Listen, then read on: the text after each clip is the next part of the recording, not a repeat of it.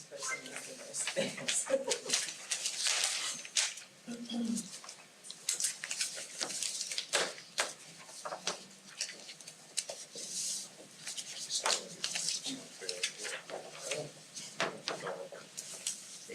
We're rolling. Welcome to the City of Bothell City Council study session for February 9th, 2016. Please join me for the Pledge of Allegiance. Pledge allegiance to the flag of the United States of America and to the republic for which it stands, one nation, under God, indivisible, with liberty and justice for all. All council members are present and accounted for. The first item on our agenda is the meeting agenda approval. Is there any changes to the agenda tonight? So on our discussion about clustering and the potential of adding it to the docket, I would like to talk about any other additional items that council members would like to see added to the docket that we believe are scheduled to hear on March 1st. So you want to add time to that agenda item? Okay. By how much time would you like? 5 minutes. 5 minutes. Is there any other changes to tonight's agenda? Sorry, about how long? 5 minutes? Yeah. Councilmember Reed? I think we should have an executive session on personnel matters. For how long? Half hour. On top of the 15 minutes. Is that 15 minutes? So what's this usually? Yeah, we need also to have an executive session on real estate type issues. Okay. So 45 minutes executive session? We had 5 minutes to the study session on potential clustering mechanism to preserve open space. 15 minutes. Any other changes? Okay, so council committee reports. Is there any council committee reports? Councilmember Spivey. Mayor, Councilman Agnew, and Sam Brew and myself attended the RFA Planning Committee meeting last Thursday. And as always, dealing with any major decisions that are required, we will always come back to council. And there was a motion and a second last meeting to end the RFA Planning Committee. And if passed, all members voted in favor of ending that RFA Planning Committee, but Bothell abstained due to our commitment to always come back to council for important decisions as part of that committee. So that the RFA Planning Committee is no longer around. So we will have to deal with any fire department issues as far as sustainability, funding, or anywhere we're on our own for that. There is no more RFA Planning Committee to potentially deal with. Okay, so that would be the final report for the RFA Planning Committee.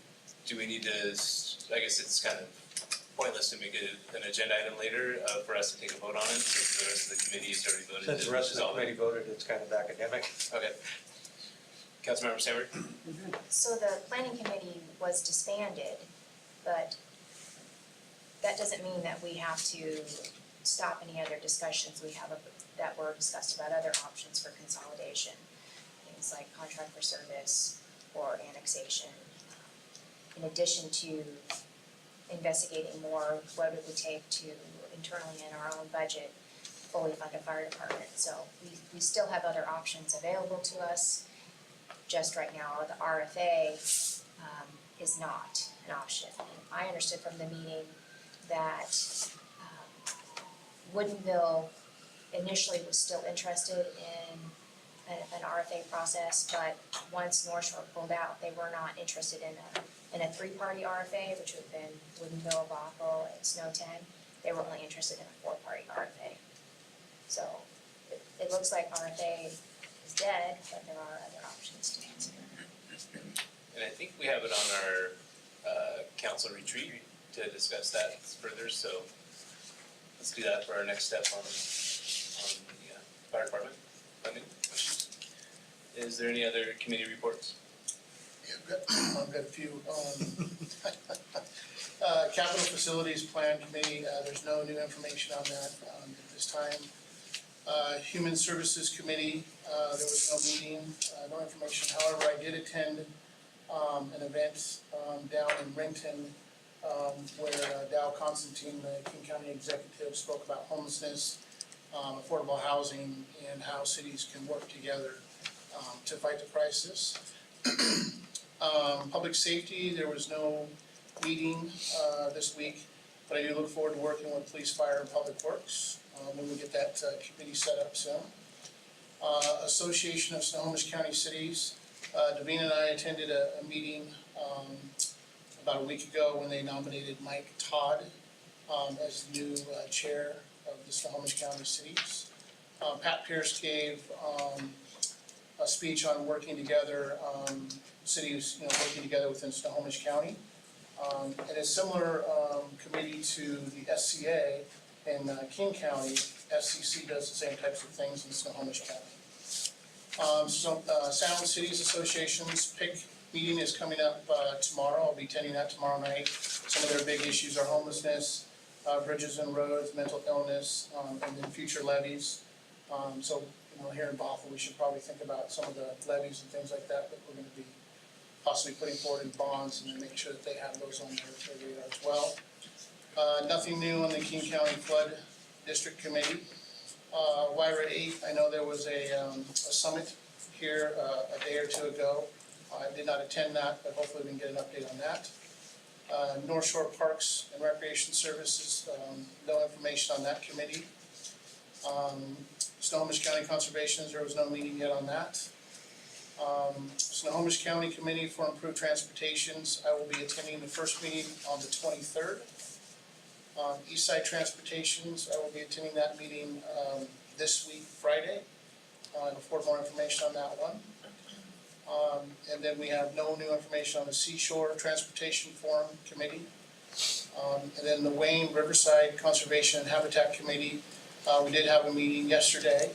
It was a very positive meeting. It was a meeting to get organized, see who the key players are, and try to come up with a mutual letter of understanding on how those parties will work together.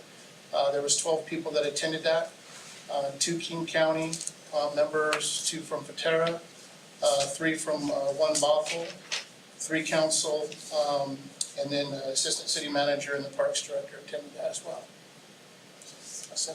Okay. Well, you called me out, so I went to the YRA Salmon Recovery Council Forum, and they're doing an update. It's been 10 years. They had a 10-year plan. The 10-year plan has expired. And so they're doing a new 10-year plan. And it was an all-day workshop where there was really just ideas collected and things to improve the plan from the last 10 years and looking forward in the next 10 years what we need to have in there and that type of thing. So there'll be more about that coming later. It was more just a kind of a beginning and an end type of celebration, I guess, in a way, and then a fact-finding effort by the staff of the YRE Salmon Recovery Council to see what we're going to do moving forward. So this should be interesting. Is there any more staff reports? Farm staff? Committee reports? No?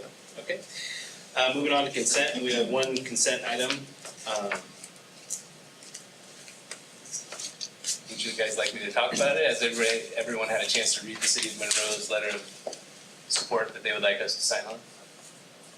It seems, we checked with staff, and staff think that there's no competition with any funding that we have an issue with from the city standpoint, so it's just really a showing of support for the City of Monroe's effort to get the 5.2 widened outside of our jurisdiction. So I'd entertain a motion to approve the consent. With the recommended action. Second. All those in favor say aye. Aye. Opposed? Passes unanimously. All right, so study session item, we're gonna move into the study session with AB 16-026, study session to discuss a special collaborative process to seek consensus regarding potential plan and code amendments to the Fitzgerald 35th Southeast and Canyon Creek 39th Southeast Suburban Plans in Bothell Municipal Code Chapter 1250 and 1252. And with that, I will open it up to Bruce Blackburn, but let's make sure. Oh, Tom Burdett. I'll lead off, Mayor. We looked at a couple of different methods, not really knowing what the city council was looking for, and put forth some of the more common methods of public engagement, enhanced public engagement for the Fitzgerald sub-area. And the three kind of methods that we put in our staff report include one, I'll start kind of in reverse order, but one with Blue Ribbon Committee, that was the same approach that we used in the downtown area plan, and the city also successfully used that approach when they created regulations for tent communities. That one has always been upheld by the Growth Management Hearings Board. We also put forth the standard method of standard code plan and code amendment where staff would bring forward information and use a typical process with updating the comprehensive plan, bring it through the planning commission for recommendations and to city council. And then lastly, we looked at one with an outside facilitator, working with all the stakeholders in some fashion. And that process would include mostly a facilitator with skills in surveying and taking a consensus of the public. And it could be a combination of a land use attorney and facilitator to do that. My sense is that there is considerable amount of legal history behind the different options that are present in the Fitzgerald area, and perhaps because of that, we should incorporate a land use attorney planner into this process. All three of these really are not what we would really refer to as a legal mediation between two parties, where the parties would present different proposals, debate the options, caucus, come back, and try and reach a compromise. I think that's probably difficult to do when you've got so many members of ownership and interested parties that are trying to achieve a consensus. I think that might be somewhat challenging. I think that's why we went to the process of looking at some of these more standard planning facilitator type methods. I think there's a number of different ways that we could go about this. And certainly these three are not the entire envelope and the entire box that we have to work in. I think there's a number of other areas that we can focus on depending on what the city's interests are and what the council prefers. There would be some outside cost with those types of facilitations that are outside just the normal plan and code update. But I don't think that those costs have to be exorbitant. And I think that the planning staff and we think they can all be incorporated within the work of parametrics. In fact, there's kind of a strategic point within the parametric scope of work between phase 5 and 6 groups, or 4 and 5, around phase 5, where this would fit in nicely, and we can ask parametrics to hold off on the latter phase of preparing code amendments and coming forward with policies for legislative approval until we incorporate this enhanced public engagement. So whatever method we choose, we think that it has to be integral with the scope of work with parametrics, so that the information from updating the best available science and the current best practices with low impact developments can be brought into that discussion, summarized, put forth in some of the questions, and then focus on how the land uses can be brought forward in a sort of a compromise fashion for city council. In all of these procedures, they would have to follow the requirements of plan and code update that are prescribed in our code and in GMA. So whatever process we select, it'll all have to be incorporated into that normal legislative process. So that's why we refer to this as sort of enhanced public engagement or facilitation. Certainly this area is one that I think demands that kind of effort, and I think that all land use programs that have circumstances that are kind of challenged and debated with whether land use intensity should be increased, how much preservation of environment should be incorporated into these modifications. Any kind of plan like that warrants this kind of enhanced public engagement. Certainly, the process the city has used in the past with the downtown has been very successful in keeping everybody on board as it moves forward through implementation. So we hope we can achieve that type of success here as well. With those comments, I'll turn some time over to Bruce if he has anything he wants to add. No, you got it, thank you. Turn the time back to you, Mayor. Great, thank you. Is there questions for staff from the council? Or we can just move into discussion, if there's no questions. Councilmember Sam? What's the status of the parametrics report? Where are we, Bruce? I'm sorry, with the Status parametrics? parametric. Oh, yes, I'm sorry, report? yes, I actually just recently had a discussion with the paramedics, they've been really gathering a lot of best available science.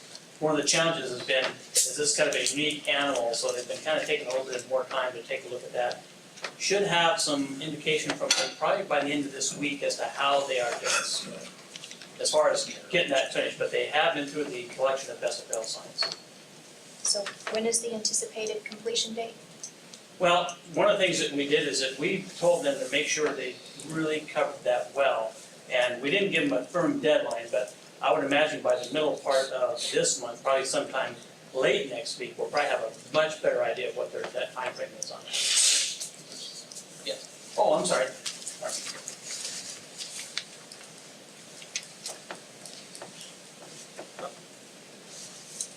I'll come up here. Just a quick question. What are the recording devices? Is it this little hanging thing? So what is the purpose of these two microphones? So this was, so people, can you guys hear us okay over there? Oh, okay.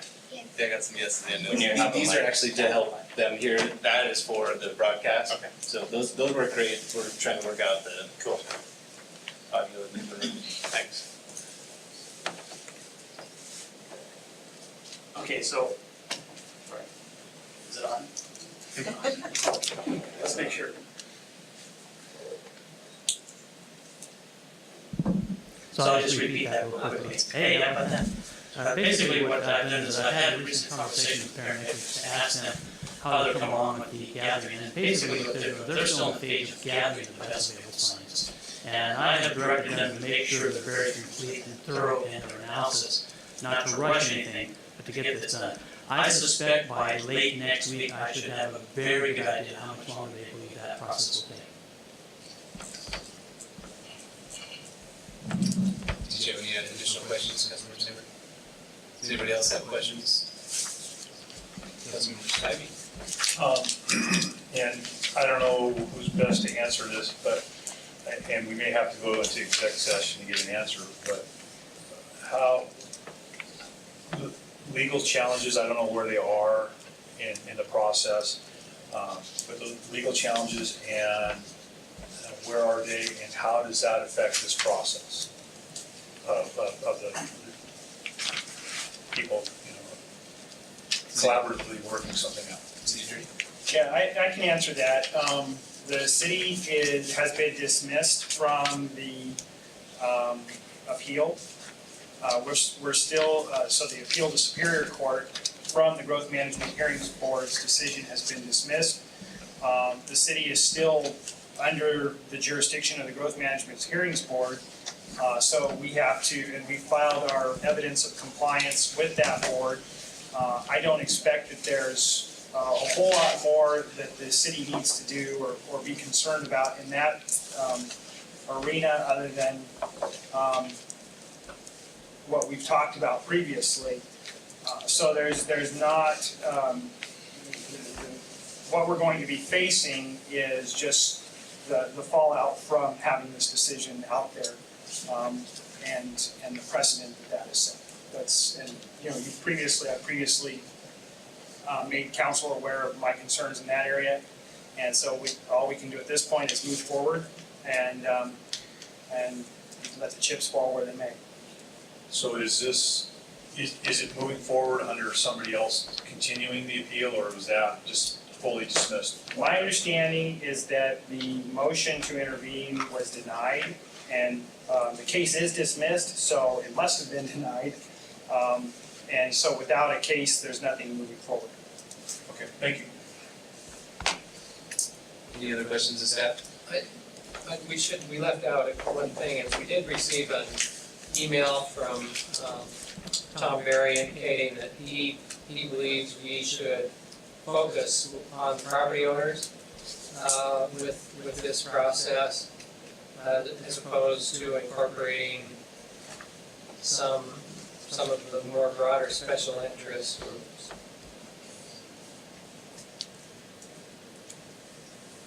Is that the Brian Pearson email?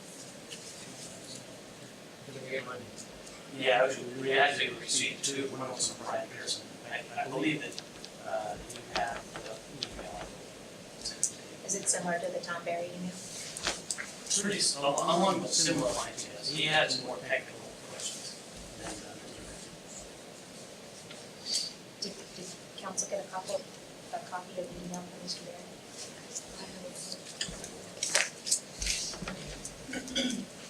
Maybe you can pass it along.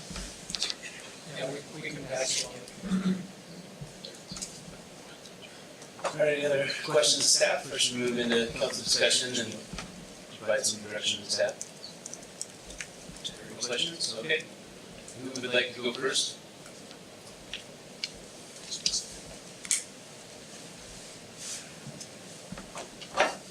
Councilmember Agnew.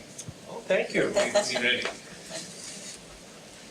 Well, looking at the options, there's only one option that I think is viable as far as I'm concerned, and that's we need the best available sciences. I'm not sure how much SAVE is going to help be instrumental in the recommendation for outside facilitation, working with the stakeholders. But in my recommendation, I think staff's recommendation is the one we should at least look at. It seems to get everybody to the table and get as much information to the table so we can make an intelligent decision for the homeowners. Any other council member would like to provide their direction? Sure.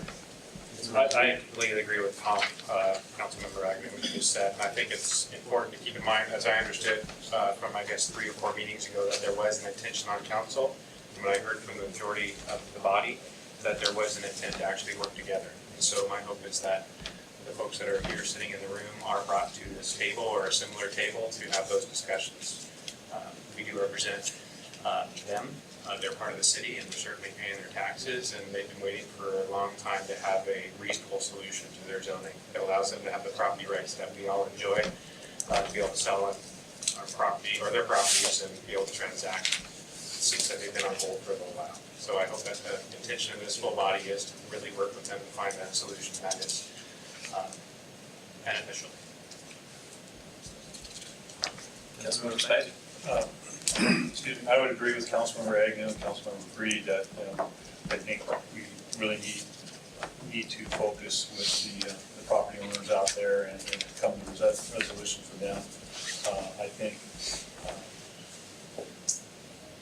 think really we need need to work within what the Growth Management Hearings Board has given us and find resolution for those folks so that they can move on with their lives.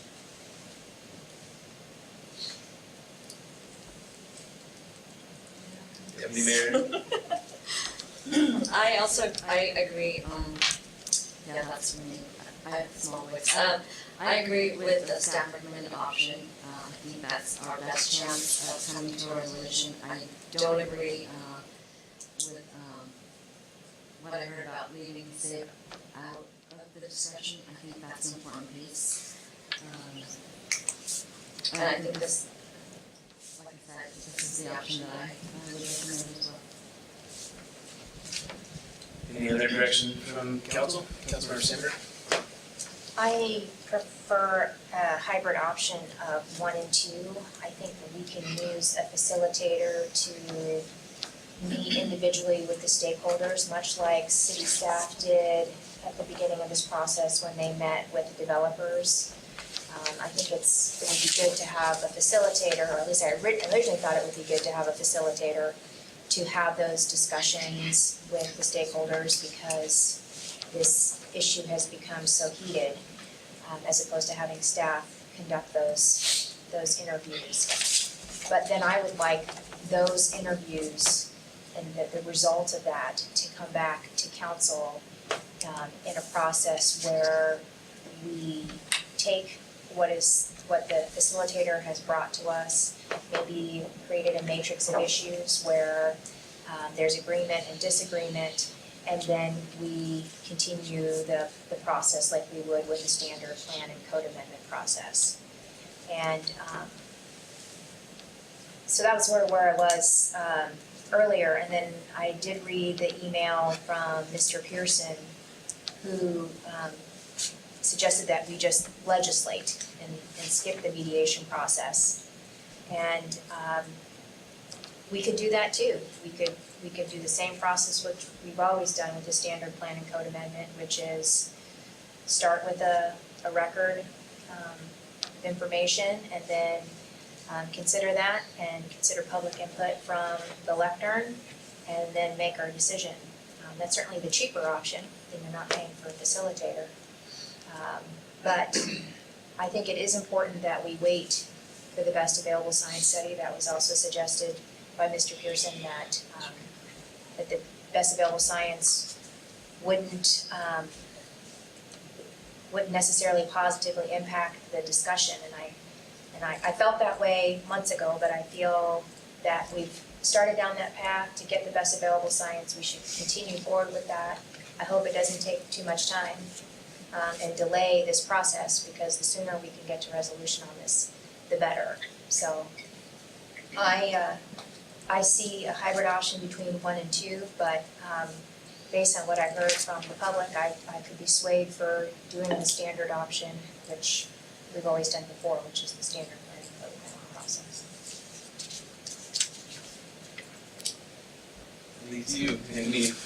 So I'm actually kind of leaning more towards 2, but I do feel that we really do need to get this taken care of as soon as possible, but I also think that we need to make sure that we have the proper information to make a decision, whatever decision that may be. The reason I'm kind of leaning towards 2 is because I feel the council could easily rely upon routine plan code amendments. And we have established plan code amendments that are spelled out, and we have been very successful with those in the past, so I feel that we can collectively come to that. But it is important that we take a look at, all parties as well. Can I just ask a question of council? Is it your understanding with staff recommended option 1 that there would be this outcome of this facilitated discussion that we would then accept? Or would we still exercise our legislative authority and make a decision? Because the hazard of setting up option 1 is if you set the expectation that council will accept whatever comes out of this negotiated discussion, that could be a false expectation. Mayor, could I? City Attorney. This is something I wanted to bring up before we left this topic anyway, but, I think, Director Burdette addressed this, but I want to make it abundantly clear. That may be a character flaw, but, the council has to go through its normal process. You cannot abdicate your legislative authority. You cannot get outside of what the code says you have to do. Also, Growth Management Act and state regulations prescribe the processes we have to go through. So all of these, you need to understand that all of these processes that these three and any others that we could come up with all they can be is facilitated community involvement. They can only be enhanced ways to involve the community over and above or differently than what we've done in the past. So whatever, even if you could somehow wrap your arms around a mediation in this setting, or you had a facilitator or something like that, that's all preamble. We still have to then come to the starting gate and start through our normal process and go through it like we normally would. There's nothing that can be negotiated that the council can just take carte blanche and adopt. It can't be done that way. It's the law just simply doesn't allow it. So, having said that, I'm not arguing against a enhanced public involvement process in any way, shape, or form. I just want to make sure you understand that this is an additional layer over and above what we normally would go through. Did you still want to have the council members respond to your question? Well, I just think that's a good point, that we cannot abdicate our legislative authority. So to me, the question is, we want to add this additional layer with the expense of a mediator to make sure the voices of the stakeholders are heard and captured. Do we want to go through that additional step, or do we just want to do a standard process?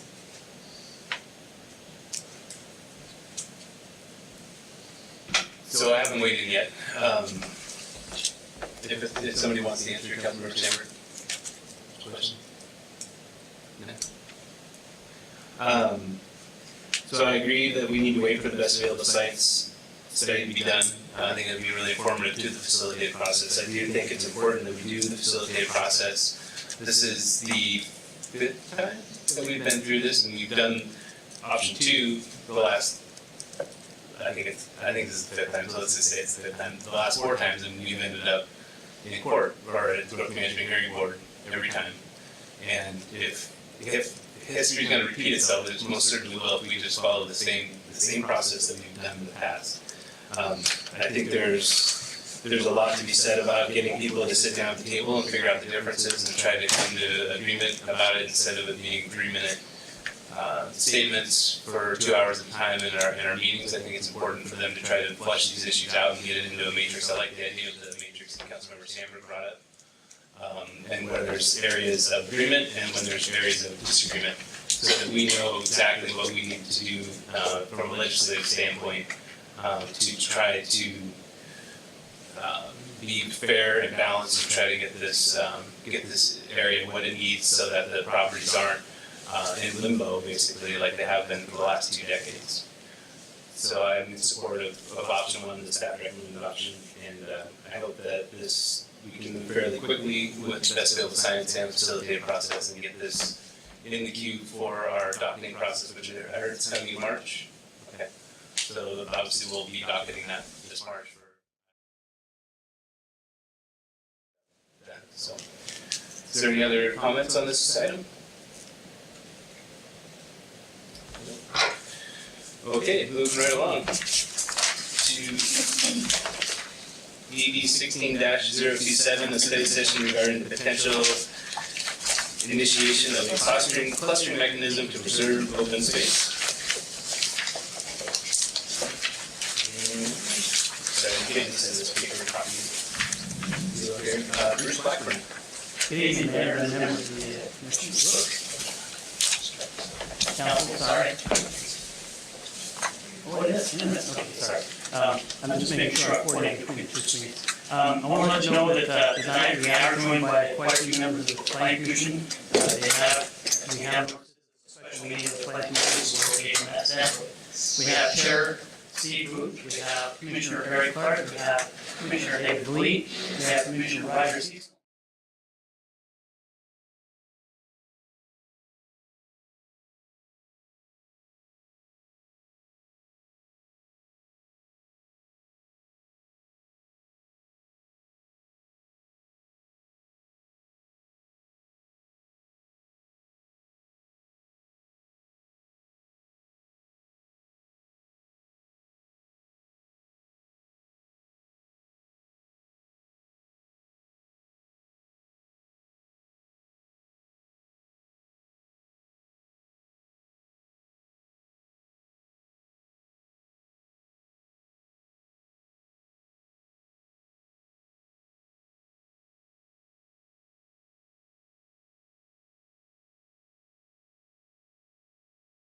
Neighborhood Activity Center relates to a street map. And basically, I wanted to again identify this is also known as Nike Hill, which is an important thing. And essentially what this is basically a plan and code amendment process that started during the 2015 periodic plan and code update, where we had two property owners, one from MC Coast LLC, the other from Mr. Bashir Malik, that basically provided submitted for some requests for changed zoning in support of this particular neighborhood activity center. But because this occurred during the 2015 periodic code update, we had a very tight mandate. We decided to defer these two requests to a later date. Basically, that's where we are now. And of course, the Planning Commission has begun its processes on this. We've already had 5 public hearings. And the area that's in the kind of purple surround is the area that was kind of identified as the forest area. This is the area we wanted to really kind of look at. And it gave us the opportunity to look at some properties that we didn't have much information on. The Army Reserve FEMA properties, the DNR properties, as well as the Canyon Ridge condos and some of the other properties around the area. And I just want to just mention a couple things. The Army Reserve and FEMA offices, we actually have had a lot of contact with the Army Reserve on this, so we've had a good relationship going on with there. And of course, this is a Department of Natural Resources property, which is just south of the MC Coast property. And this is basically a physiography. Councilmember McNeil asked that I provide this as well. And this basically shows some of the features of the MC Coast property. The MC Coast property and the DNR site, basically the idea is that there's quite a few steep slopes on these properties, both of those properties, that basically can affect how they are developed. Now, the Washington State Department of Natural Resources property is basically just west of the Sheltonview Elementary School, and at the end of 7th Avenue, which is located right there at the very bottom. And the city has already identified this as a potential acquisition as a parkland within our comprehensive plan. It's actually an action within the PROSAP and the comprehensive plan. And I know the Parks Department has already begun its discussions with the Department of Natural Resources regarding the acquisition process. They have a very full and complete acquisition process. Those discussions have already occurred. The MC Coast property is also another property that just butts up against the DNR, the Department of Natural Resources property. And the original request from the property owners was to go for an RAC, which is Residential Activity Center. He has since amended that to an R4000 designation. Again, the property right now is currently zoned R9600, which is a detached single-family residential development process. The Planning Commission has made a recommendation in the preliminary discussions on this, is that this MC Coast property should be acquired as city parkland and open space, if at all possible. It's a really logical connection to the Department of Natural Resources property, and the Planning Commission has been pretty excited about this. One of the things that happened during the public hearings is that the Planning Commission received extensive public testimony, basically requesting that the MC Coast property not be rezoned, and or that both the Department of Natural Resources and the MC Coast property be acquired for the city as parkland and open space. Now, the majority of the Planning Commission members have toured or hiked these properties, and they're really nice properties. They have a lot of features that are really awesome. There's a lot of nice forest lands, there's a lot of trails, there's a lot of provisions like that. However, the commission was briefed by the Parks Director regarding the competitive nature of park grant funding. And the commission is concerned that should the city be unable to acquire the MC Coast property for whatever reason, the property might develop under this existing planned designation of R9600. And therefore, the commission has the question of if the MC Coast property were to develop, what type of development should occur? And the commission is seeking direction whether a clustering mechanism should be investigated as an alternative means of preserving existing vegetation. Now, clustering is a mechanism used by a lot of jurisdictions to reduce the footprint of developments by compressing the lot areas and dimensions into a smaller envelope, thereby preserving open space areas, reducing impervious surface areas, as well as conserving resources. Currently, the city can only achieve significant clustering within its attached or multifamily residential plan designations or zones. However, assigning an attached residential designation to the MC Coast property may have some impacts that are associated with it or not be favorable to the neighborhood, primarily increased number of dwelling units. So now, one of the other features about clustering is it is rarely recognized widely as a best management practice by the Department of Ecology and the U.S. Environmental Protection Agency. And it is listed as an innovative land use technique under the Growth Management Act, so it is a really well-regarded provision. Now, I'm going to throw a bunch of samples of some of the developments we've had within the city in the last few years to kind of show what we're faced with in the R9600. This is a small lot subdivision where we have a tree line, and this is some areas, and that's the tree line, and that's the thing to kind of focus on. This is the project as developed under the 9600 where the majority of those trees were removed. Another example, here's a 32 lot subdivision. There's not a whole lot of tree areas, but there are some on that site, and that's kind of like the tree line that I'm showing in green. And again, this is the subdivision that was ultimately approved under the 9600. You can see those trees have been removed. There's a 58 lot subdivision on a fairly steep slope area, which is basically this steep slope line I've identified. And of course, this tree line, everything within this was all forested and is in a forested condition. And again, this is development as approved under the R9600 designation. There's another example here. This is a project where we've got about 68 lots, and again, significant areas of forest lands. This is the development that was provided. Basically, the entire site is filled with lots and yards. Finally, this is a 126 lot subdivision, basically down by 100th Avenue. And again, you can see the tree line, as well as, of course, this site had quite a few steep slope areas, and that's the development as it was approved and provided underneath the R9600 designation. One of the commissioners, in fact, I think it was council members, in fact, it was Councilmember Dewar, identified that what about the planned unit developments? And here's a couple of planned unit developments we've had in the city of Bothell. This is a standard PUD, planned unit development process. And this small area here is the open space. And again, it's part of the provision underneath the PUD that allows that small and open space area to be cutted. This is a green PUD. Again, this is the area of open space. Again, it's not a significant portion of the property. And that's just the way it is. One of the things the commission asked staff to do is come up with some illustrations, because an illustration provides a lot of story and a lot of background. And this is a concept that kind of illustrates what it might develop as underneath an R9600 plan designation. And again, it's basically the entire site is filled with lots, yards, and houses. And this one shows about 48 lots again. It's an illustration, but it kind of conveys the concept of what we're trying to talk about. One of the provisions of a clustering could include the ability to have much smaller lots and compact those lots into a much tighter envelope, if you would. And that could potentially preserve a lot of forest areas. You could even go a bit further by going attached dwelling units. Basically, would be 5-unit or 6-unit houses or structures that can handle a lot more use. And again, just get a little bit more compact within that area. I'm just going to kind of recap real quickly here. The Planning Commission does believe the city should explore a clustering mechanism as a means of preserving open space, reducing impervious surface coverage, and reducing maintenance costs associated with infrastructure maintenance. Accordingly, the Planning Commission is kind of recommending that the council initiate a code amendment to allow an investigation of a clustering provision. And this, of course, would take part as part of the 2016 document of plan and code amendments, and is scheduled for March the 1st. So I'm going to finish there, and I'm going to turn over to the commission because I'm probably sure they have a lot of things they'd like to say. So thank you. Thanks, Bruce. I think you did a fantastic job of kind of presenting and framing up what we've got here. But I did want to have just share a few words with you and just kind of provide some context. For those of you that don't know me, I'm Steve Booth. I chair the city's planning commission.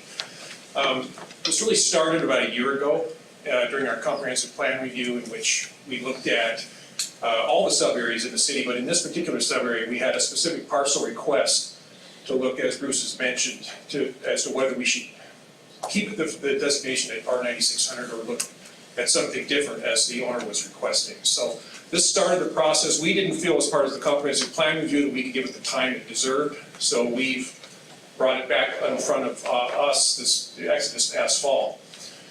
We've had, I would just say that the amount of public input has been extensive, passionate, lots of input, and it's been terrific.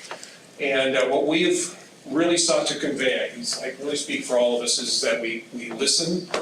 We certainly do our homework and come in with our own opinions, but we allow our opinions to be moved by what we hear.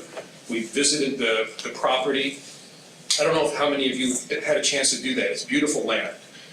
And even though the strategy for parks in Bothell is not what we do is look at code amendments and with strategic use of land.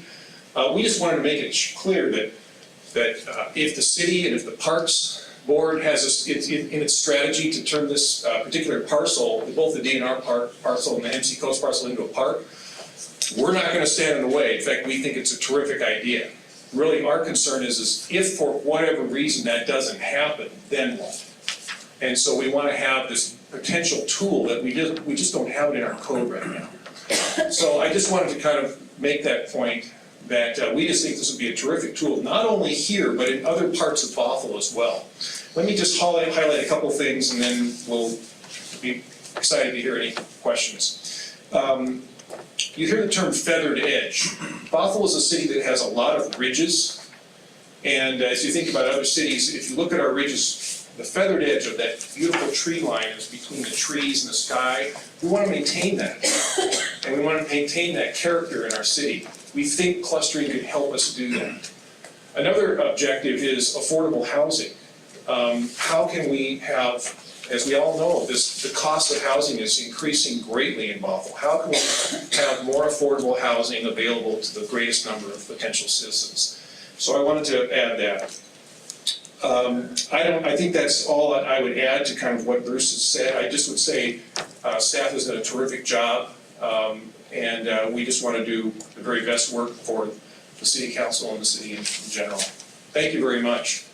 Any of you want to speak? Great job, Bruce. I just want to say a couple things specifically about the MC Coast property. This is really an ideal property to look at, to analyze as far as the clustering ordinance is concerned, because it does have so many opportunities, like a lot of properties in Bothell, to utilize smaller lot size to preserve open space. You've got some slopes on here that we don't know, may or may not be steep slopes, but even if they are steep slopes, they can potentially be developed, they can potentially be graded. There's a lot of projects in the last few years that have had that happen, where the slopes are steep, a geotechnical engineer is able to determine that they're not hazardous slopes, and that they can be altered and built on. This also has what appear to be some stream channels running through there. Again, we don't have enough information to know. When the proponent came in with their request for R4000, the reason that I didn't support it was I really didn't feel like they had provided a clear enough picture of what they wanted to do that we could support making a change in the comprehensive plan designation. They were asking for R4000, which potentially, obviously makes the density much, much higher than an R9600 does, potentially, given if there are no critical areas. Sorry, I lost my train of thought for a second.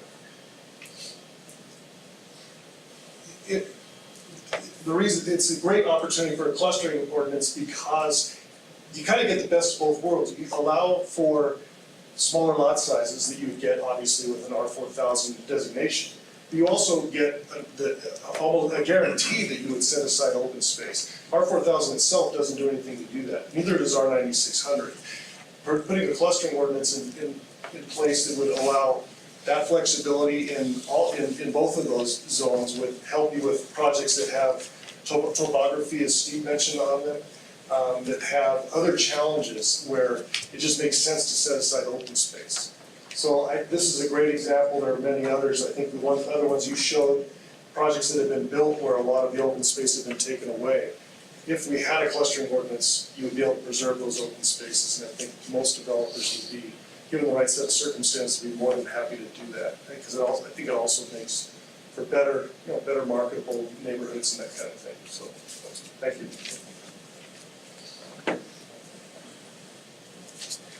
Thanks for having us here tonight, Council, I really appreciate it.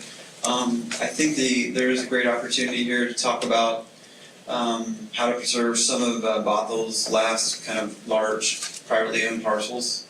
And there's certainly a lot to be discussed to be able to save wildlife corridors. I think Bruce did a good job of showing many different examples where basically the development areas have been maximized and completely filled up with houses and fences, which I don't really think is forward-looking with regards to land development in this day and age. So I'm going to keep my comments short right now, and that's all I have to say right now. Good evening, Council. My name is Roger Cecil, and this has been a really interesting process for me, mainly because of all the public input we got on this particular property.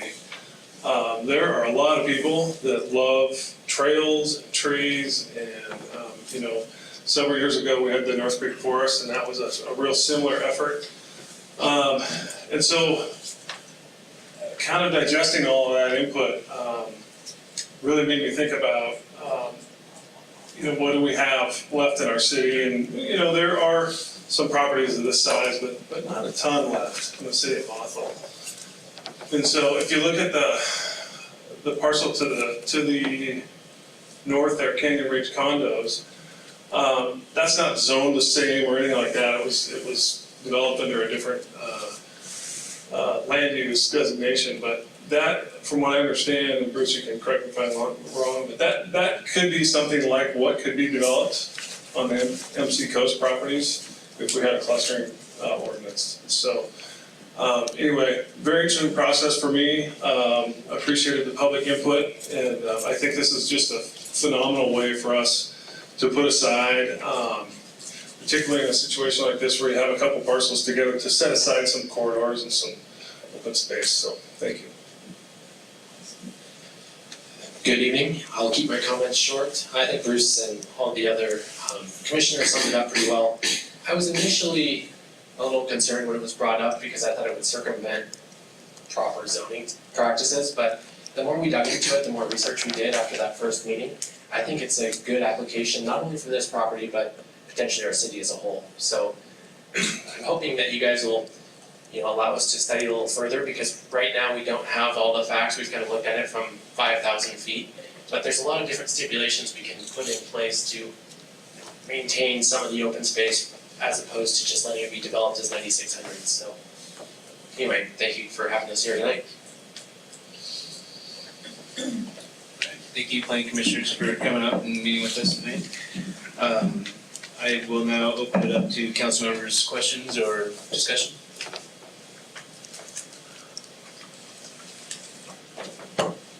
Councilmember Freed.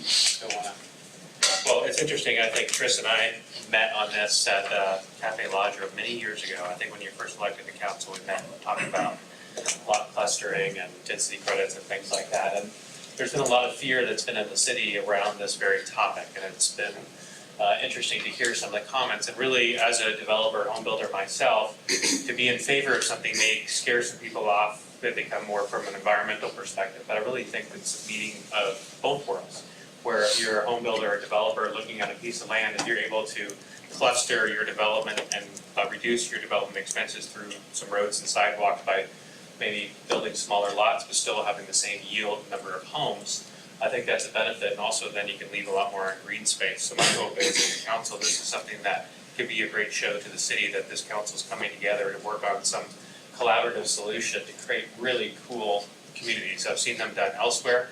I think that the city of Bothell should get behind the planning commission, who's displayed to us collaboratively working together as a body to put this before us. So I'm excited to see, planning commission, thank you so much for your leadership and putting this back on the table for the city of Bothell to consider. I think it's a good idea.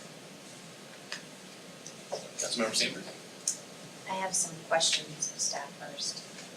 So, how does this plan and code amendment effort interface with the state requirement to implement citywide LID regulations by the end of the year? Actually, I think it interfaces really well from a couple of standpoints. One is, of course, the LID is, the innovation underneath the state is primarily a surface water control provision. This takes a more holistic approach and includes the reduction of impervious surface, includes the preservation of forest areas. I think there's got to be a really key part of the partner with LID, particularly with the surface water provisions that retaining forest areas gives you. And then, so you gave us the hypothetical R9600 layout for the MC Coast property. And do our regulations currently allow the amount of cut and fill that would be needed to achieve that hypothetical layout? Yes, the regulations currently do allow quite a significant amount of cut and fill to occur on a piece of property. I mean, you just have to look around, you can see some of the very tall cuts and fills that have happened with other developments within the community. So how do our cut and fill regulations work? I mean, what, is there a limitation on cubic yardage moved, or? No, it's based upon good engineering practices, which basically is part of the geotechnical analysis that happens. And if there's something identified in the geotechnical analysis, they have to follow that. But for the most part, it's good engineering practices. A couple of examples is a project down south along 100th Avenue moved over 600,000 cubic yards of earth to do its development. And those are some areas that have some fairly steep slopes, but the geotechnical analysis identified that type of development and that type of action was not going to be a problem for future homeowners. And where was this again? Bentley sometimes. Oh, Bentley. Yeah, basically it's the south part of the city. And computer was freaking out there. Maybe this is a question for planning commission as well. So, and I say this because I worked on clustering on planning commission years ago, and it was a long effort that eventually got shelved. And so I'm wondering if you feel as though modifying our PUD ordinance to increase its flexibility could achieve the same kind of things, the same purpose that a clustering ordinance would. Well, I think it probably could. We could use a PUD provision. However, I don't want to get just, kind of pigeonholed into only looking at one option, because there may be some other options. As a staff, we haven't done a lot of outside analysis to what other options we could look at here. And I like the opportunity to talk some, some of the planning professionals in the field, as well as some of the other jurisdictions around us. But a PUD may be a good mechanism to use. I think that's probably historically how clustering ordinances have been developed, is through PUD type zoning. Did you want us to just do questions, or do you want us to give our thoughts now too? I think we can do one round of questions and then, or you can do your thoughts now. If you want to wait, you're welcome to do that. Okay. Okay. Any other council member have questions? Deputy Mayor? Could you, Mr. Booth talked about the feathered edge, and it's in here in the packet too, but is there a definition of feathered edge? Yes, there is. Basically, it's within our comprehensive plan. It's under the land use element. And it basically talks about the appearance of those trees against the sky. So it's kind of a silhouette type of an approach. Basically, the idea is that if you're in the bottom of a valley or another location like that, you look out, you see along the ridge line, not houses or buildings, you see trees. Okay. Thanks. That's my question. Yeah. Councilmember McNeil? So on do we currently have clustering on other zoning? No, we really don't. We have no I'm gonna, just be a little bit harsh, but our PUD regulations really do not promote the kind of clustering that we think is probably necessary to preserve these forest areas. Okay, so 5,400 and 7,200, there's no clustering on those right now. That's correct. Now, one of the things about it is, as we kind of looked at, the attached residential zones, like the R5400A, R4000, R2800, could be used to get a clustering provision going. Basically, you could place all the dwelling units within one large building. But that's not usually what happens. The other problem is that does increase the density in those areas. So the idea is if you're just taking our R9 5400A and putting it across all of our R9 600 areas, it's just not probably a very feasible way to go. But you could cluster 5,400. You can cluster 5400A. There's 5400D, which is detached, and 5400A, which is attached. And attached, you could do a cluster. Could you add clustering to D? You could.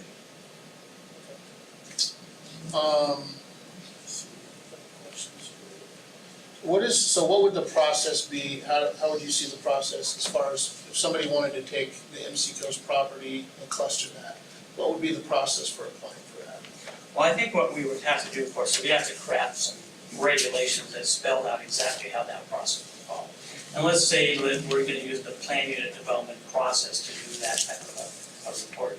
Basically what it would be is if you follow that processing in that area, and we'd apply whatever calculation we do to establish the number of lots, whatever the amount of forest area that has to be preserved, and all those things would have to be included with the application that's brought in. A PUD or a subdivision are both type 3 applications which require a public hearing before they reach it. Okay, so it might require a public hearing. You probably would, because again, if you're gonna create lots, you always have to have a public hearing. And then, I think somebody spoke to what is the yield for critical areas and sensitive setbacks and things like that. So, as an example, on the MC Coast property, that was one of the things that I noticed, that there was some streams and steep slopes on that property. So if you go through the formulation of, okay, based on all the setbacks that we have to have from the streams and the creeks and the steep slopes and cuts and fills, if the yield is 30 because of that, would that be what would be allowed under the clustering? Or would you say blanket, you could do 48? Oh, I see.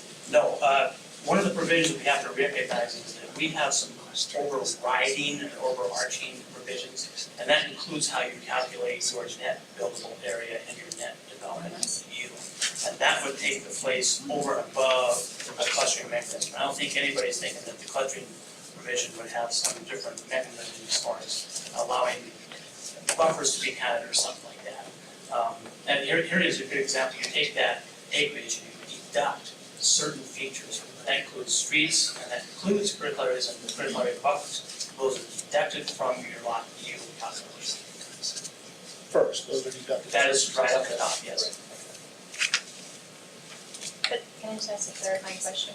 Our PUD ordinance, to speak to what he says, our PUD ordinance says that you have to demonstrate what you actually could get under the subdivision title, which I would think would factor in geotechnical reports and all that. You can't just do an exercise on a piece of paper and say, you know, we could get all these lots, therefore we're permitted 48 lots, when reality is you could have only built 30 lots because of the constraints of the property. Absolutely. We kind of refer to that as the mock plat. So basically, the mock plat has to be compliant with all of the development regulations in effect. And let's say you have a large stream going through your property that has a certain buffer. That stream and buffer area has to be protected from that mock plat. Okay, so I can go now? Okay. So let's say we did the calculations and we got to 30 versus the 48, which you showed in the example. At that point, then they could cluster that 30. Yes. Correct? And then save the open space. Yes. From that point. Okay, good. Well, and again, we haven't really started very much on this process, but that would probably be the overriding approach that we take. Yeah, because I mean, for me, how I'm looking at it is that if you show 48, but you can only build 30, but then you cluster and you can get 48, to me that's that's up, you're getting more density. Exactly. So if you're just doing the 30, but then you're clustering the 30, then you're actually saving open space. Yeah. And I guess to follow up on that, once that open space is saved on the clustering, how do we ensure that it remains open space? You basically, you basically put it into a separate tract, which is legally described and put on the plat. And that tract will have certain restrictions placed upon it. In perpetuity, it has to be open space or forested. And it has a ability, and one of the things we have had a lot of success with is placing these tracts in undivided interest depending on the neighbors. And basically, they are our best line of defense. If they hear those chainsaws, they call us right away. And they're responsible for maintaining them? They are, yes. Okay. Thank you. Any questions? Councilmember So, we're talking about MC Coast and DNR 1, was there much discussion about DNR 2? It has gone in, I mean, we started obviously with those two parcels, but the entire framed blue border there was, we really have opened it up to that entire part. And so we've actually looked at what would be the better zoning designation for DNR 2 and the other parcels up in that part of the corner there as well. And in your discussions and staff may need to weigh in on this, is there some sort of buffer requirement by the FEMA parcel along DNR 2 if it were to be developed? Go ahead. Yeah, basically, among my many extensive conversations I've had with the Army Reserve folks, they have identified that they have put onto their property the space needed for their security purposes. They would not anticipate an additional buffer on an adjacent property. Okay. And then, correct me if I'm wrong, but isn't that DNR 2 under a long-term lease agreement at this point?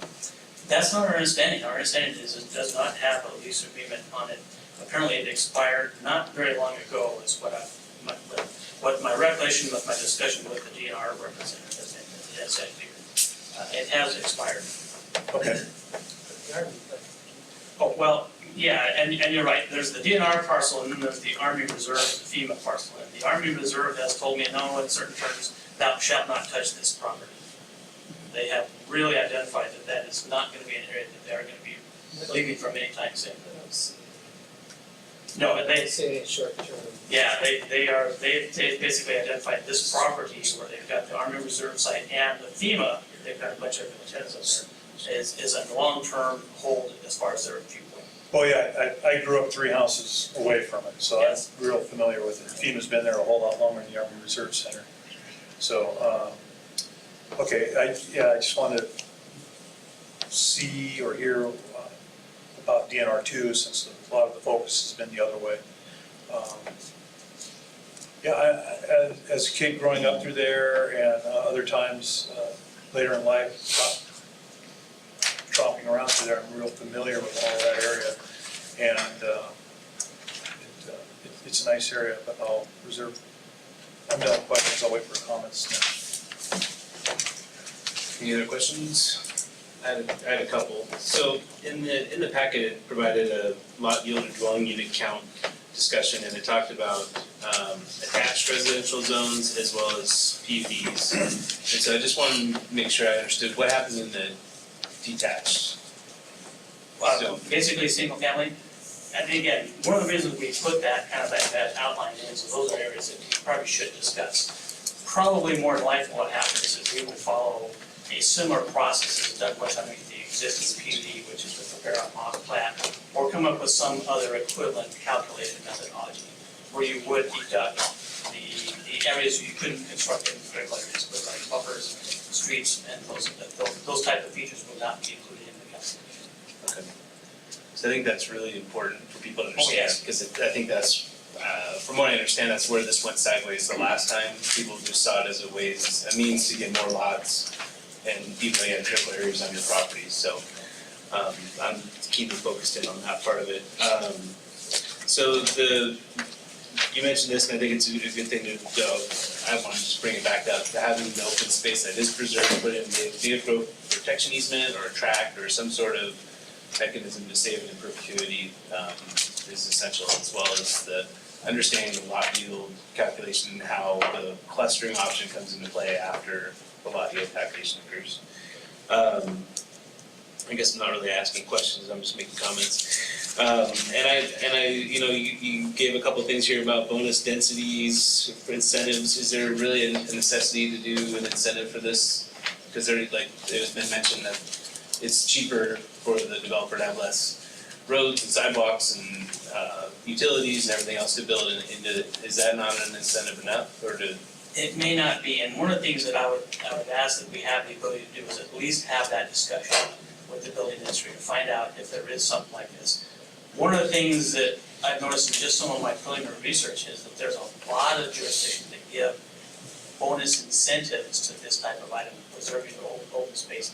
But it's kind of a community benefit type of an element that they firmly believe in. They actually give some bonuses to that. I'd like to at least have that discussion as to whether it's feasible for the city of Buffalo or not, is one that we'd have to have a policy discussion with the council, and of course the commission as well. I guess it's something we can bring up later, to sweeten the pot if it's not attractive. And I think that's the same thing with the 40%, 50%, 60% or more protected area discussion. One thing I would add, Mayor, is that on-site density transfer for incentivized bonuses in a clustering concept may be linked to a higher quality of design, say a higher quality of architecture or size of unit. You can trade off there for some things that still bring in significantly better development than your standard clustered subdivision. And that would be in connection to the density bonus discussion, okay. All right, I think those are the questions I had for now. I think we're ready for a round. Did you want to ask me? Okay. All of them were answered. All right. I guess we're open up for discussion and direction from council. Councilmember Chambers. I'm supportive in adding clustering to the docket for consideration with all of the docket items. I'm not in support of directing staff and planning commission to move ahead with this tonight. I think the whole part of our docketing, the purpose of our docketing process is for council to look at its entire work plan in its entirety for the entire year. And so I'm not supportive of leapfrogging this ahead. So I would like to see it come forward as a part of the docket. I have other things that I would like to have come forward as a part of the docket, and I'll just mention them briefly. We had a resident bring up his concerns about our noise ordinance. I think he has contacted staff and had extensive discussions, so that would be one item I would like to see, review and update of our noise ordinance. And number two, I would like added to the docket, consideration of a ban on lead ammunition and related lead products. We have possibly a gun range under consideration in the city, and given the recent experiences in Flint, Michigan, I think it's important that we understand that there is no safe level of lead in the environment, and we can take this action to protect our community and protect our environment and future liability, because, well, I'll end with that. Number three, I would like to be added to the docket, consideration of an off-leash ordinance and or dog-friendly designated parks, times, code of conduct. Number four, I'd like us to consider on our docket revisiting the tree retention ordinance. Number five, consider affordable housing mechanisms. And number six, a holdover from the 2015 comp plan update, which was the transfer of development rights. That was identified in Staff, are you willing to, are those on the docketing, on the agenda for the docketing process in March? Are any of them? We can certainly bring those forward with the rest of them that we already have. Anything else, Councilmember Sanford? Councilmember Reagan? Sure. Well, I think first and foremost, the property that we're talking about, I'd like to see the city try to acquire it and leave it as an open space. I think that's what I'd like to see foremost. I think as for the clustering, I need to have more information on it, to be honest with you. I think we should take a look at it. I think it has some viable options. There's no question about that. And I think it should be not just blanketed. I think it should be on a case-by-case basis. Okay. Councilmember Spivey? I'm supportive of the planning commission recommendation to acquire the properties as per our different plans. As part of that, I think we should maybe also consider DNR 2 as some active use park space as part of that also. I think that's a great area for playgrounds, skate park, maybe some small athletic fields. So that would be consideration. I'm also supportive of the planning commission's recommendation to move forward with a clustering ordinance of some sort that could be applied to the MC Coast property. I think that clustering, once you figure out the yield for what it's zoned for, and then being able to cluster is a win for all parties. It's a win for the developer in reducing their infrastructure cost. It's a win for potential homeowners because they're probably going to have a bit more affordable housing opportunities there.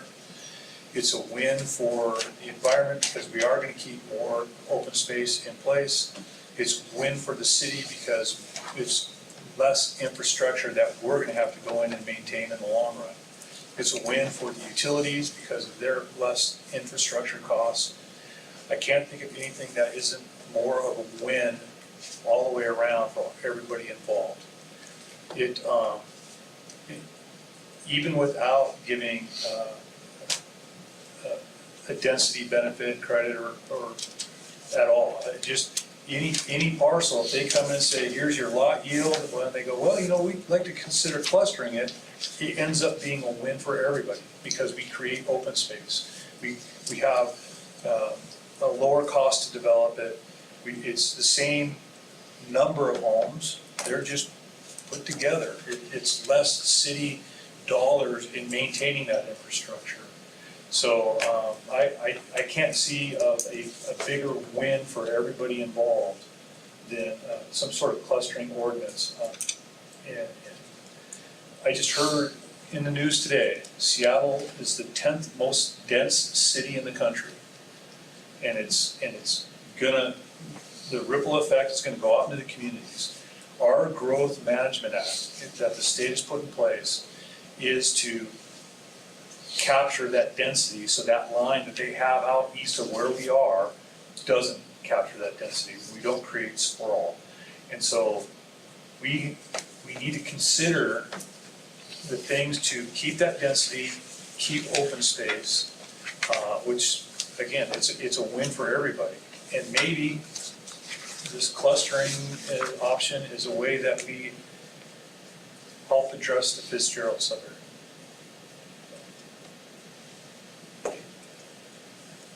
Councilmember Freed? You kind of did your thing earlier, do you want to say anything else? I think those are my thoughts. I'm thinking about it from an affordable housing standpoint. I know we've heard from Arthur who came in before. A lot of times when we're building those 9,600 square foot homes or lots on that home, you obviously have to pay for that cost of lot, which is about $300,000 right now, which means you're putting a $900,000 home, and usually about 33% of your land cost is a portion of your home. So I'd like to understand really where we're at in the cost of what we're selling homes for, but new homes that I've seen, even one of these LIDs just south of the Country Village was around $800,000 for homes. That's not affordable to me. Like, the great majority of the folks out there. If we have a clustering ordinance that would potentially bring smaller lots and leave more green space, it's great for quality of life. Those smaller lots obviously would have smaller homes. I think of one of the most creative developments in our community, it's over in the Fitzgerald area actually, and it's just to the west of Evergreen Church. I can't remember the name of it, but I think it's Camp West Development. They received a reward for it. It's a very creative, you mentioned architectural features to homes. They're gorgeous homes in their one-car garage. You know, they're sitting 6 feet from each other, but I think the folks that are living down there really enjoy their community and are very proud of it. So I think that has received rewards. I think it'd be neat to see more of those within our community. Affordable housing is a big part of it. The environment, I think, is a big part of it. We can leave a lot more green space, trees that are left that help with oxygen and all the things that are important to each one of us. I think that's a positive thing. So hopefully we can move forward with the cluster ordinance. My suggestion is to let this planning commission that's been creative and heard the community, let them move forward and put it on the docketing process today. You good? You have no further comments? Deputy Mayor? I didn't get any. There you go. I want to thank the planning commission for your hard work, and I do support trying to buy the land if possible, but if not, I'm actually pretty excited about the idea of clustering and using that to preserve some of our natural landforms. When you went through those slides of the neighborhoods at 9600, it was gut-wrenching to see all the trees that were leveled. I think in terms of incentives, I would want there to be caps. I always worry about kind of the other side of things and whether it could be taken advantage of. And I would want to make sure that it would only apply to new developments. In other words, an existing neighborhood couldn't be bought and then 4 lots turned into 10 or something like that. We need to preserve our existing neighborhoods. But with that, I'm totally in support of pursuing the clustering. Thanks. So, I do support looking into lot clustering. I think it's an important tool, especially from a stormwater management perspective, which I've done a lot the last 15 years, and it's always been on the books. It's something that local governments should really consider to protect the environment, and then it's also better from an operation and maintenance standpoint in perpetuity. So I do think though that it should be part of the docketing process. I think we have a lot of things on our plate for the 2016 docketing process. I think that was always the intention of this presentation anyways, as just a primer for the later docketing process. Okay. And I do also support the acquisition of the FC Coast property as well as the DNR land. We have a very large deficit in the Snohomish County portion of the city for parks and open space, and I think we do have an opportunity here that we should try to move on if we can. So I think that's all I have to say, and I do support a lot of the things that Councilmember Sandberg brought up to put into the docketing process, specifically the tree retention ordinance, and I think that plays nicely with the lot clustering. So thank you, Planning Commission, for bringing this forward. I think it's a really important tool in the toolbox that we should definitely explore. Councilmember Sandberg? So I have a question, because when I look at the recommended action, it says direct planning commission to investigate clustering ordinance. So does that mean that council is directing them to start that now in advance of the consideration of the entire docket, or to put it on the docket for overall council consideration on March 1st? If I may, Mayor. Yes, please. Yeah, I think the idea was it would be placed as part of the overall docket on March the 1st. We probably did do a good job of setting that up. We just wanted this meeting to be a situation where the planning commission understood that that wasn't gonna be a possible avenue that they could explore later on. Is that good? I think we killed it. We good to move on? Everybody good to move on? Okay. Thank you very much. Thank you.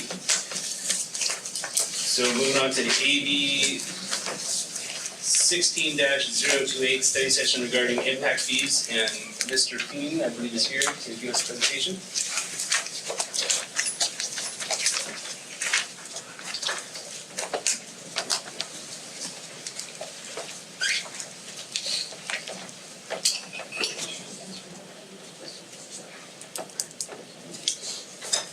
council.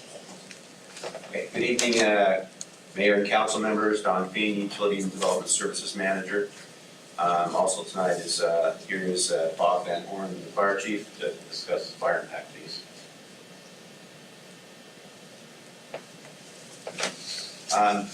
Impact fee background, impact fees are covered in the state code, RCW 82.020.050.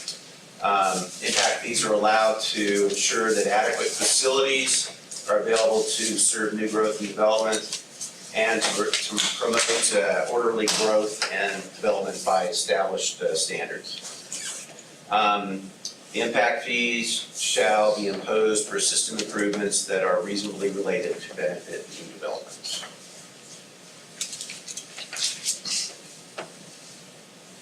Currently, we assess in Bothell transportation impact fees, and we'll give you a summary tonight on that, and park impact fees. With regard to park impact fees, currently there's a updated study that's underway. John Keats is involved with that, the Parks Director.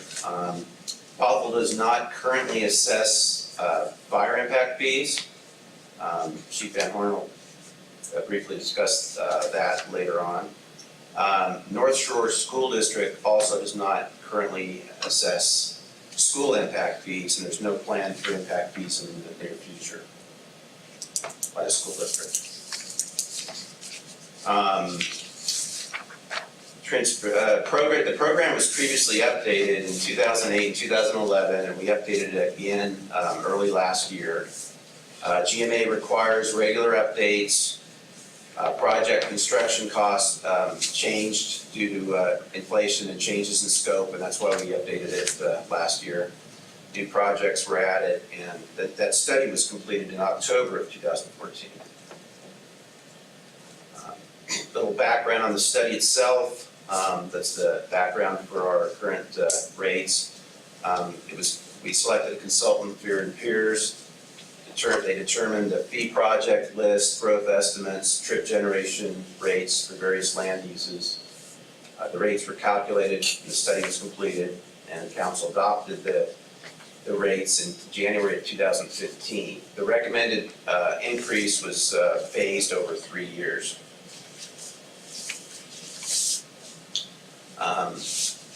Here's a summary of the changes. We went from $134 million with 14 projects in the 2011 program to $162 million worth of projects in 2015.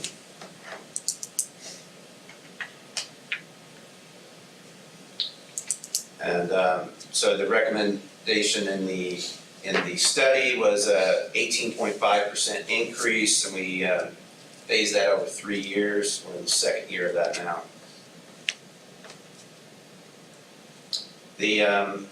Looking at the single-family residential charges in regard to transportation impact fees over the years, you can see the incline once we started planning, designing, and constructing the major road projects that are associated with the downtown revitalization. Those 4 projects in particular, the Wayne Curve Crossroads, the next phase of Wayne Curve, and Multi-Way, if you total them up, that's close to $150 million worth of projects.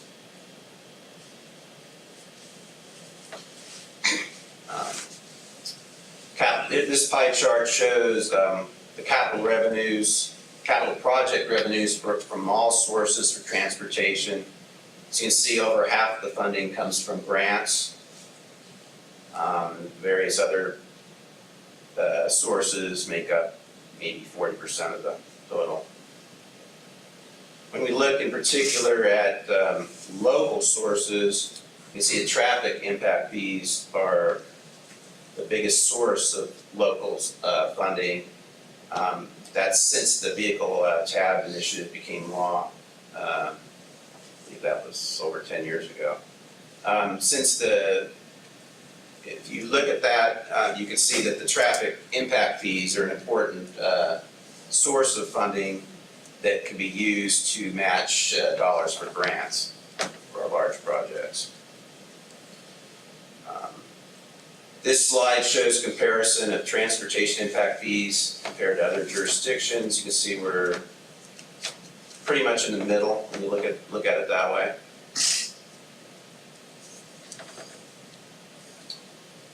When you look at overall impact fees, and that's the topic tonight, you can see Bothell is on the low side.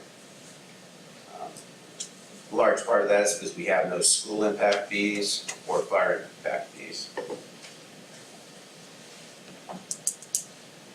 This chart shows some of the various alternatives. We looked at a full increase. The council chose to go with the 3-year phased increase. The chart depicts the funding that could theoretically be lost compared to the full increase. That's based on the average impact fees that the city received over the 8-year period between 2006 and 2014. Impact fees, as is the case with utility facility charges, go up and down depending on the amount of development that you bring in. So that's an overview of transportation impact fees. And as I said before, park impact fees are being updated presently. School impact fees, there are none and none planned. And now I'll turn it over to Chief Van Horn, who will discuss the fire impact fees. And after that, we'll take on any questions. Well, good evening, Mayor and Councilor. I don't have a presentation for you tonight. I've got a few key comments to make regarding the fire impact fees, and then it'll be brief. So the city does have the authority to institute fire impact fees under the RCW and the WAC. The fees are for capital expenses, and they can be used for improving existing fire facilities. Auburn specifically collects in their capital facility plan, they've listed fire apparatus, so they can use fire impact fees to fund their fire apparatus. Items for the fire impact fee must be included within a capital facilities plan. And then I did some research because I'm sure you saw some real diversity between what cities were charging for impact fees. And I wanted to find out the formula for how that how some jurisdictions are calculating their impact fees. City of Renton, they contracted with Henderson Young and Company to do a rate study.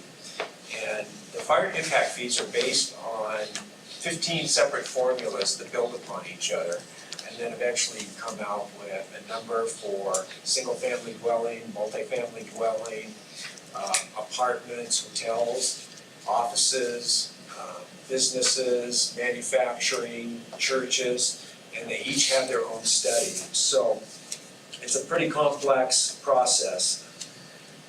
The table on page 33 of your packet shows 6 cities that collect a fire impact fee, but there is a 7th, and I added the 7th, which is Kent, in my staff report. Kent just initiated a fire impact fee in the fall of last year, and they did it to help provide capital infrastructure for the Kent Regional Fire Authority. And then the last thing I want to share is that the fire impact fee cannot be used solely to finance a project. So if you have a $15 million project, you have to come up with some other city funding. It doesn't say what percentage of that should come from other funding sources, but to give you an example, the city of Renton has designated that 3% of a capital project when you're using fire impact fees will come from alternate funding sources. So that concludes my comments, and we are open for any questions you may have. Great, thanks guys. Just to add, just further clarification, all impact fees, whether they're fire or something else, it's for paying for the new growth. It's not to pay for any deficiencies that exist in the system. And that may be where at least the city that Bob had mentioned, or the chief had mentioned, put a cap in terms of what percentage of other funds have to be utilized. It's really more related to its proportional growth that new development will pay for. You're not able to ask development to pay for existing deficiencies in your system, whether it's fire, transportation, or parks. That was the RCW that they let off with, right? What's that? The RCW they cited was that, yeah. Councilmember Spivey. Great, thank you. Chief, we have your attachment too, that was put up in the hard copy. Okay. And I just want to point out that there's at least 4 that I can identify, municipalities that have 0 fire impact fee. But we need to remember that those municipalities, and the 4th one being Snohomish County, they're all served by fire districts, so there might be some sort of fire impact fee levied through the fire district, it's just not levied through the city. So I think that's important to remember, that it may show a 0 there, but Sammamish is protected by Eastside Fire and Rescue. Kenmore is protected by North Shore Fire. Woodinville is protected by Woodinville Fire and Life Safety. And then in Snohomish County, you have the different fire districts there that may levy an impact fee. So even though you're seeing 0 in those 4, and there may be others that I'm not aware of, they very well could have impact fees that are coming in through a different governmental agency. And it's an interesting point, and I will admit, I am not the authority on fire impact fees. I had to go to school and study this. And one thing I did find under the WAC was a statement that said fire protection facilities in jurisdictions that are not part of a fire district. So fire impact fees can be used, but it seems like they've isolated out fire districts as being able to collect the fire impact fee. So. Yeah, and I guess for me, an impact fee is, however you look at it, it's for like these jurisdictions, if they have a benefit service charge, in a way, that's kind of an impact fee also. And so, and I know that most of those agencies have some sort of benefit service charge. So there is an extra fee that they're collecting in one way or another. I just wanted to point that out, so you're trying to compare apples to apples. Anybody else have questions of staff? Councilmember Sabri. So I hope that we will explore more of this concept of the fire impact fee, especially since we're going to be updating our capital facility plan this year. For me, it seems like it's a much easier process than transportation traffic impact fees, because you don't have to allocate what portion is due to growth in your community and what portion is due to growth outside your community, like you have to do in transportation. It seems like here we can identify projected growth population growth patterns. We're gonna see a lot of growth in the north end of our city if the regional growth center up there takes off. So it seems like we could identify some capital needs. For example, a new fire station in the north end, a new fire station in the south end. Identify those in our capital facility plan along with equipment. And then start collecting impact fees to, in essence, save money to save money to develop those facilities. And I think the argument can be made as well that improvements to our existing facilities could be used to accommodate new growth, not just an existing system deficiency. So I think if we could get those into our capital facility plan, and potentially, it sounds like we might need a study like what was done in, did you say Auburn? City of Renton? We could start collecting that. And the fact that the North Shore School District does not have any plans to collect any impact fees, I think artificially deflates what we collect overall. And so collecting a fire impact fee is not gonna make us less competitive for development compared to our surrounding jurisdictions. So I hope council is interested in pursuing that, because we are gonna have a lot of growth. We're gonna have growth in the north end, as much as we are any other place in the city. And I think we need to be prepared to build those facilities. I think this is a good option to do that. And then I had a question about the traffic impact fees. So it seems like all of our transportation projects are road projects. And it looked like Kirkland, and they have a transportation master plan, which is kind of like our capital facility plan, but in their transportation master plan, they include other forms of transportation like walking and biking and have those facilities in their transportation master plan, and therefore they can collect impact fees on that. And since we've had a lot of discussion from our community about the need for sidewalks, especially when a new development goes in, but then only places the sidewalk in front of their development. I'm wondering if we can add in some of the elements that, for example, Kirkland has added in, so that we can assess impact fees against that. I don't know, what are your thoughts on that? We could look at it with the consultant, we'd have to do a new study. We can look at those options. And that affect their consultant was the same as ours, so that option. That involved another study, and we may look at updating the study in the next year or so that could be a possibility. And then what's going on with the CARC impact fee study? We selected a consultant at our initial meeting. We'll probably be going to the park board with some preliminary information March or April, shortly thereafter coming to council for the first time. We hope to have it wrapped up sometime in June or July. And so Kirkland also has some alternative methodology. It was in there, it's based on the replacement value of the existing overall park system divided by population. And is that an approach that, is the consultant who's going to do this impact fee study going to look at sort of multiple approaches? Yes, matter of fact, the consultant, one of the consultants for that is the same person that did Kirkland's. So he did list a laundry list of possible approaches for us to consider, so we'll be looking at the merits of all of those going forward. Councilman Reagan? Don, you showed a slide a little bit further back, and you talked about the impact fees, traffic impact fees, and gradual increase over a 3-year period. But there was another arch in there, and it talked about a 2-year. Is that a revision? Oh, that's just another possibility we could explore, is to increase, so July 1st, we're gonna enter our second year at 3, and there, an option could be to complete it in 2 years instead of 3. It's just an option I showed. Yeah, I'd like to explore that option a little bit. Councilmember Fagan? Okay, Councilmember Neal?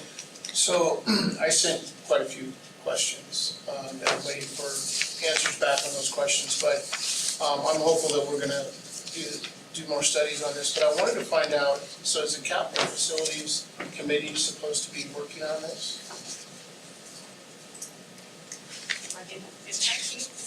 Yeah, because I mean, we talk about the capital facilities plan, so is that committee supposed to? It's one of the things they look at, Okay. that get rolled into the plan. They have to look at all the projects, and certainly they're gonna be planned out in the capital facilities plan, but then it's a separate study. And I would say generally that if council's interested in opposing either or adjusting an impact fee or raising a new impact fee, that you do that as a body, so that the capital facilities committee then has that as a revenue source that they can rely upon when they prioritize projects. Okay, so the committee itself will discuss stuff, but then it comes back to the full body? Well, the committee, yes, the capital facilities plan committee will provide a recommendation back to the full body. But I think prior to the capital facilities plan process, to the extent that council is interested in either adjusting fees or raising new fees, that would be good to know what those adjustments or new fees might be, so the capital facilities plan committee can evaluate that new revenue source and potentially apply it to a project over the next 7 years. Okay, great. And then, so the questions that I did ask, they're still working on, should be in. Yeah, I'd have to check back with, mostly it was community development staff and maybe a few engineering staff or public works staff that have most of those questions that you provided. And then, so there'll be another process, we'll be discussing this again in the near future. Yes, depending upon the council's direction this evening. Okay. If if you ask for transportation to come back, or if you ask for fire mitigation to come back, Or all of them? or all of them, yes. Okay. Those, yeah, just use them as examples. So I think that's, I don't have any questions, I do have some comments, but did you have questions you'd like to ask? I don't have questions, I have comments. Okay, how about you start?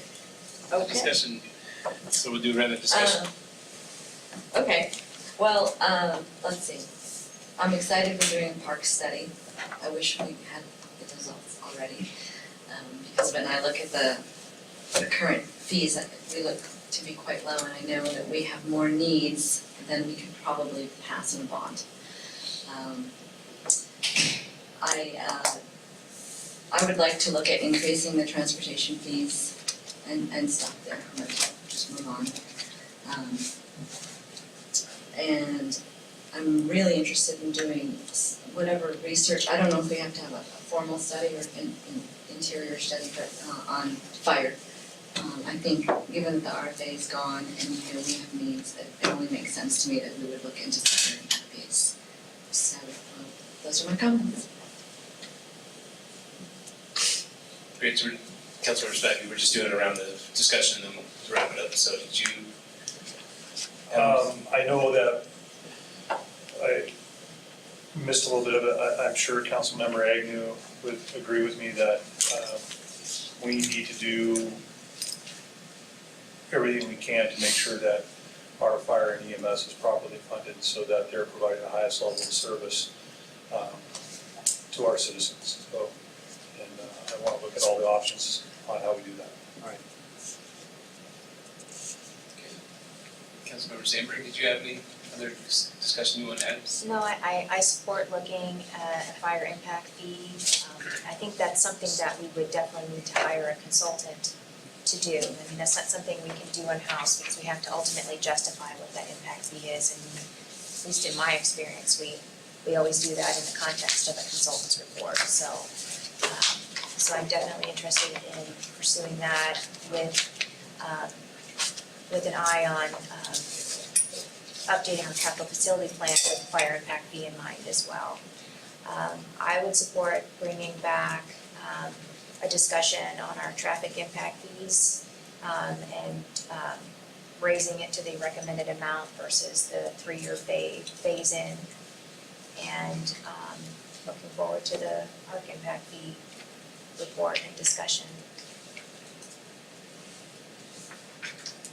Councilmember Freed, are you still passing or was it dead? No, I think that was the question time. As far as comments, I think we visited this last year and we've been over this discussion. I don't see that we need to increase transportation fees. We certainly don't have the ability to increase the school mitigation fees as for North Shore to do. It's interesting, as you look at taking out the school mitigation fees, we really don't rank that far away from Woodinville, Linwood, Bellevue. When you take out the school mitigation fees, say from Redmond, they're at $8,600, we're gonna be at $7,400. For Kirkland, we're at $8,900.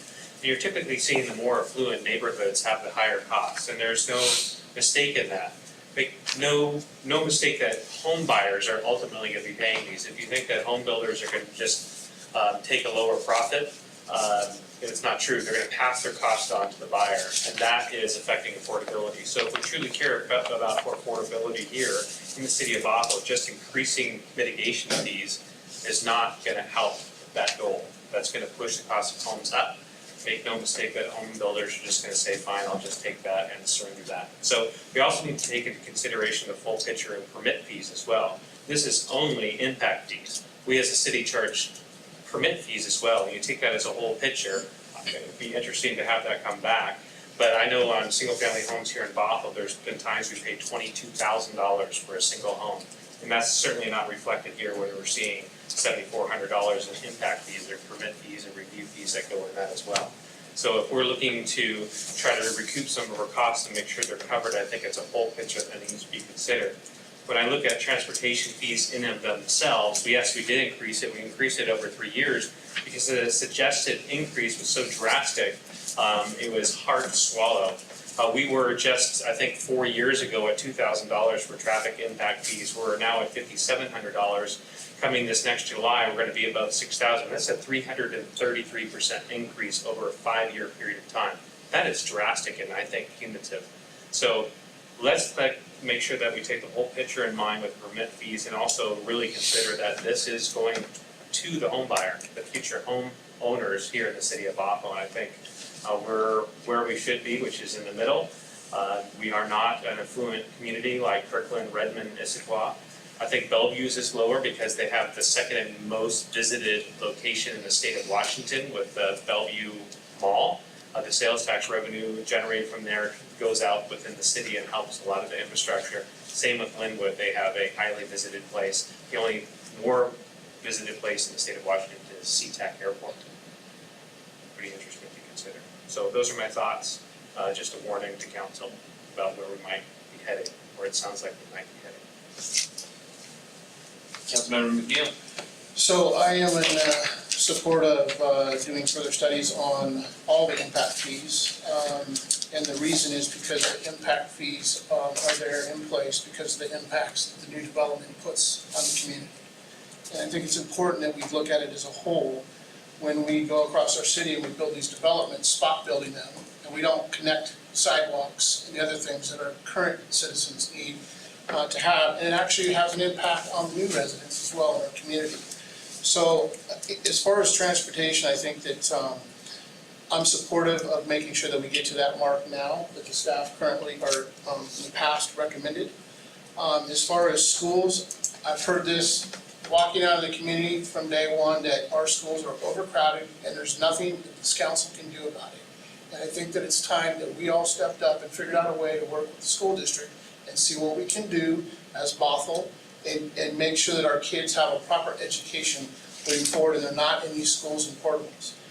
As far as parks, we all know where we are with parks. I'm looking forward to getting your study, but I think that we've heard far long enough that we don't have money to pay for the parks that we currently have or to acquire additional parks in Snohomish County. And I think it's time that we make sure that the development that we're gonna place in Snohomish County helps pay for those parks in Snohomish County.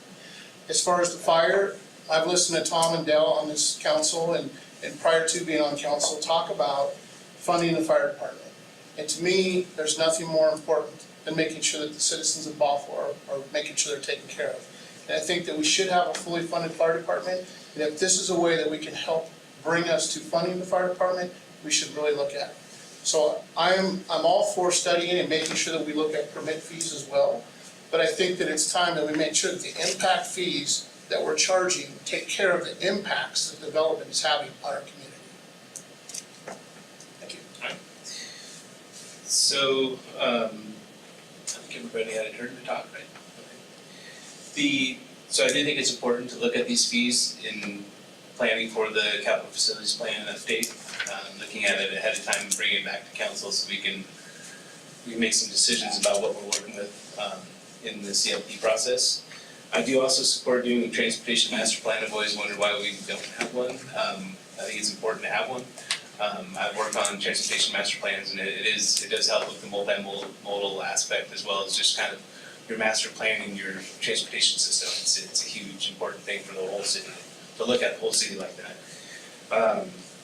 But with the fire impact fees and the residential transportation impact fees, as well as the park impact fees, I'd like to see all of those come back before we get going on the CFP process, so we can give direction or make a decision about impact fees before we start that. So I think that's all that I had. So I think that concludes AB 16-028, and then we are going to go into executive session for about 45 minutes. I do not believe we are going to come back for a decision. No, I was just gonna say you might take your break at the same time as you're doing your exec session. Yeah, is everybody okay with just skipping the break and just going to exec session and? Potty break, potty. Okay, we'll take a 5 minute bathroom break. Are we gonna stay in here or go with the other? Okay. We'll go into the, and so the clerk, do I need to adjourn the meeting now then for proper protocol or? When you get out, I'll say what time you adjourn, but. We don't need to come back to it. Okay, great.